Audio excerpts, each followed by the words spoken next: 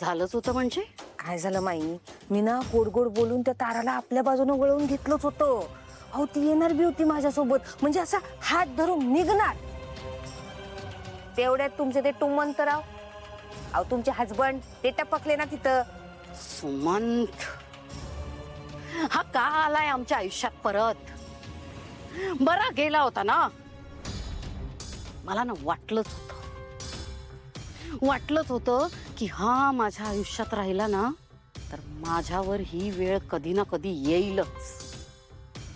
हा असंच काही ना काही करेल वाटलंच होतं मला. म्हणूनच हा जेव्हा निघून गेला तेव्हा मी याला थांबवलं नाही. पण तरी आला हा परत. माझ्याच मागच्या जन्माचं काहीतरी पाप असेल म्हणून हा पुन्हा आलाय माझ्या आयुष्यात. आणि नुसता आला नाहीये, आला तर आला. अच्छा, ताराला माझ्यापासून लांब घेऊन गेला. अगदी खरंय माई तुमचं. अहो, काय जादू केली त्या माणसानं तारावर काय माहित. त्याच्याच बाजूने बोलत होती बाई. तुम्हाला सांगते, नक्कीच तुमच्या विरुद्ध कान भरत असणार तो तिचे. हा, भडकवत असणार तुमच्या विरुद्ध. तरी माई, अहो किती प्रयत्न केला माहितीये मी. त्या पोरीला किती आटापिटा करून सांगत होते मी की बाई बघ, अगं बिनबापाची वाढवली ग तुला या बाईनं, तुझ्या मम्मानं. एवढीशी होती, तळ हाताच्या फोडासारखं जपलं आयुष्यभर तुला. तुला कपडे दिले, तुला शिक्षण दिलं, तुला खाणं पिणं दिलं, डोक्यावर छप्पर दिलं. हे सगळं सगळं बाप नसताना केलं तुझ्या मम्मानं. हा, तुझा अपमान बघवत नाही म्हणून करते ग सगळं मम्मा. पण नाही, एवढा टपकला ना तुमचा तो हसबंड. सगळ्या प्रयत्नांवर पाणी टाकलं बाई माझ्या आणि घेतलं ताराला खेचून स्वतःच्या बाजूने. ठीक आहे ना, एक प्रयत्न हुकला म्हणून काय झालं?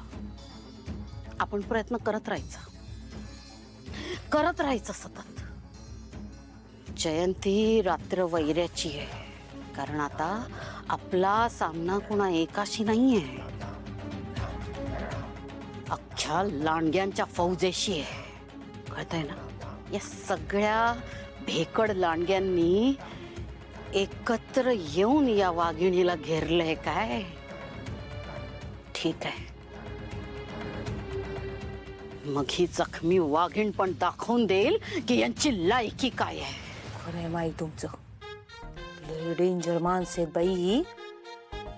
मी तर विचारच करते, सकाळी उठल्यावर किती बदाम खात असतील हो हे लोक. हा, तुमच्यापेक्षा भन्नाट डोकं चालतो यांचं. पण काय बी म्हणा, तुम्ही म्हणताय ते अगदी बरोबर आहे.